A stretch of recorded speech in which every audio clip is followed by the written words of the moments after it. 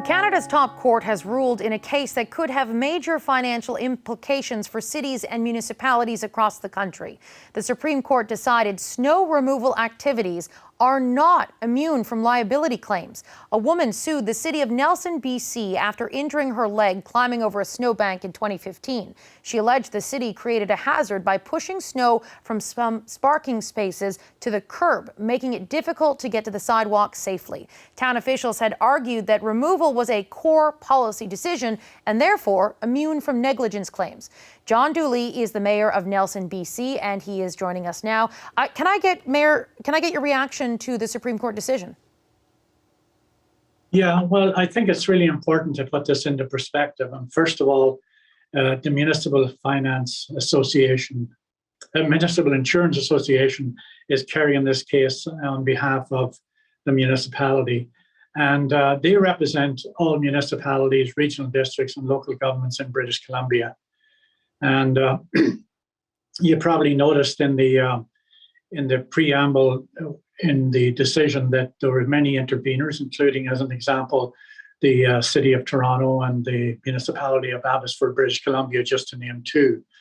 So the reaction is that we believe we have a policy in place that works for the greater good of our community, and our public safety is paramount to everything that we do. We have a program that starts out in the morning when we have a heavy snowfall, and we start with the priority areas of clearing snow, and that would be, as an example, for municipal fire halls, for hospitals, for their transit routes, etc. And we work our way through a municipality in a methodical manner, trying to make sure we're creating as safe a space as possible. Given that the Supreme Court has now given the green light for people to take municipalities to court over this, how does that change how you plan your finances? Well, we spend about just over $700,000 a year, and some years, depending on the snowfall, it could be closer to $1 million. We're a small municipality of around 11,000 people in a region that's a snow belt all the way from Revelstoke to Roslyn, British Columbia, and over to Kimberley. And, going forward, we're going to have to take our advice from MIA as to how we do we need to adjust the policies around snow clearing. But that's a huge portion of our budget, and we happen to believe we were doing an exceptionally good job up until this point in time. But a review of the ruling and information coming back from MIA will help us to revisit our policy if need be.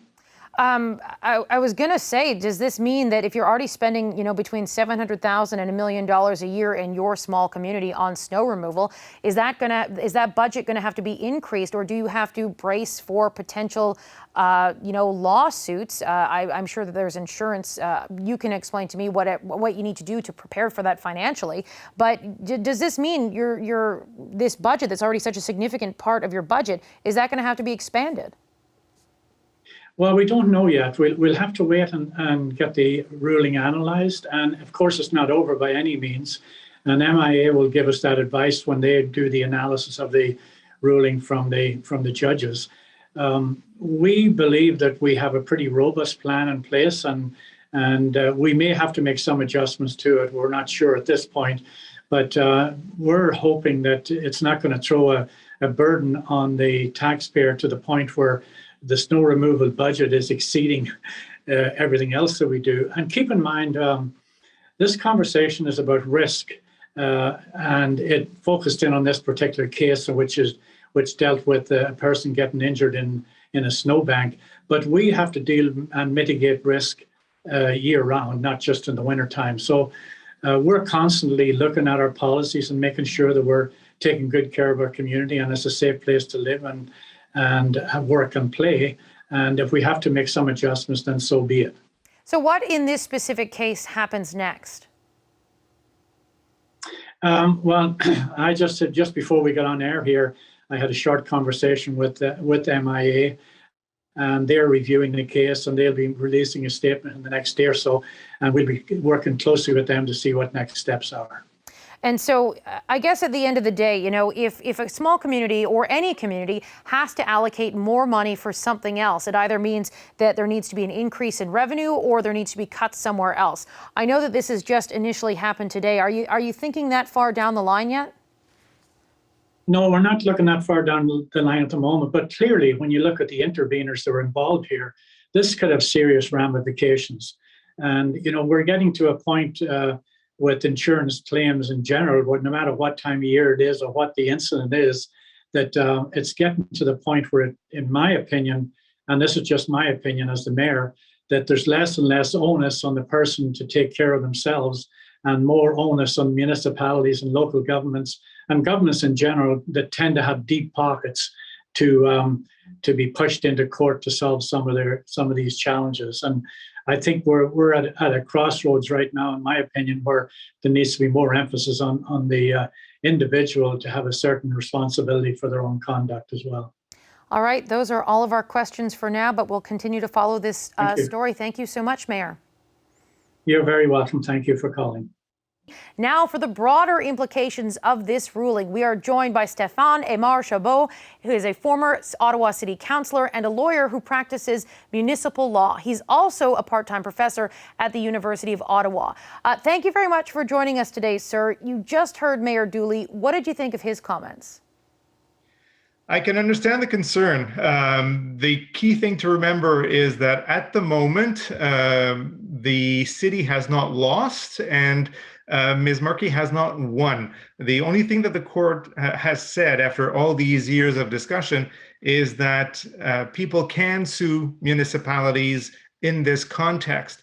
But the Supreme Court has sent the whole issue back down to a new trial to determine whether or not the municipality's snow clearing program and operations were reasonable, and also whether or not the complainant herself may have been partly liable for what happened to her. Now, I want to talk about the bigger, broader implications, but a new trial, as you mentioned, a new trial has been ordered. This specific incident is not over. Can we expect a different outcome? Well, we'll get answers to the key questions. So right now the door has been opened and municipalities can be sued. The key thing to remember is that the standard in this kind of lawsuit is whether or not the snow clearing was reasonable. And that's obviously a fairly fluid word, but it's one that lawyers and judges work with all the time. And what it will mean is assessing when a lawsuit happens, whether or not the snow clearing operations at that location at that moment were done in a reasonable way. Courts don't expect perfection from anyone, but they will assess whether or not things were done sufficiently and properly. So what's going to happen really, Katie, is a lot of re-examining of how snow operations are done, comparing them with other cities, making sure that what we do here makes sense, and that when we forgot to clear the snowbank, we did something to mitigate that. So it is opening up, frankly, an entirely unknown universe for anybody who's in this kind of business. I was going to say, the bigger picture, broader implications are this, because A, this is Canada. It snows, yes. It's cold, there's a lot of snow removal going on. It's a huge part of so many municipalities' budgets. What kind of planning needs to be going on behind the scenes with this new sort of liability now on the table? I think one of the key things that is going to happen is that municipalities, and frankly, this is what they should be doing, is re-examining how they do things. One of the really pointed criticisms from the Supreme Court was that things didn't seem to be reassessed locally. So what municipalities will do is reevaluate their operations, compare them with others, make sure that the standards are clear, and frankly, if they can, move some of those decisions into what the Supreme Court calls the policy realm. So the Supreme Court has made it clear that whatever is a true policy decision, for example, a city decides that it will or will not clear the recreational pathways through parks. Well, that's a legitimate decision. it's a political one, and the courts won't review those. So making sure that what is really a policy decision, what we do and what we don't do, is clear to sort of limit the municipal liability, and then looking at all the operational side and making sure that the operations basically are up to snuff compared to everybody else. What are you going to be watching for moving forward as this sort of the next steps are taken with the case in British Columbia and the bigger picture implications here? So the sort of medium-term implications will be monitoring what happens and how often are municipalities actually on the hook for this, what are the size of the awards, and what are the judges assessing as reasonable snow clearing. And that will dictate a few things. One, how often lawsuits occur, because if these are attractive to victims, they're going to want to sue. Two, assessing how much money is spent on snow clearing and other winter operations, ice and so on. And three, the insurance implications. Municipalities in many provinces have to buy their own insurance from the market. Those premiums are going to go up, and they're already quite stiff. So it's not just the snow implications, it's all the rest that will likely generate costs for municipalities of all sizes. I was going to say this might be way too far down the line to look at, but municipalities, if they have additional costs, they're either going to have to increase revenue or they're going to have to make cuts somewhere. Do you expect that city councils across this country are going to need to start talking about the possibility of making some difficult decisions because of this Supreme Court ruling? Depending how strict and how demanding the standards are set by the judges as this first case unfolds and other cases happen, cities will definitely have to reassess how much they're spending and whether that meets the standards that judges will gradually set. And it is not an easy undertaking because this will shift over time, right? We're entering new uncharted territory for certainly the municipalities and judges to some extent. I mean, they're used to dealing with this on private property, but at the scale of a municipality, this will demand whole new thinking and a lot of uncertainty. But definitely, I would anticipate insurance premiums going up and the need to bump up snow budgets for sure. All right, we're going to leave the conversation there for now. Thank you so much for joining us today. My pleasure. Hi, I'm Vashi Capellos, host of Power in Politics. See more of our show by subscribing to the CBC News channel or click the link for another video.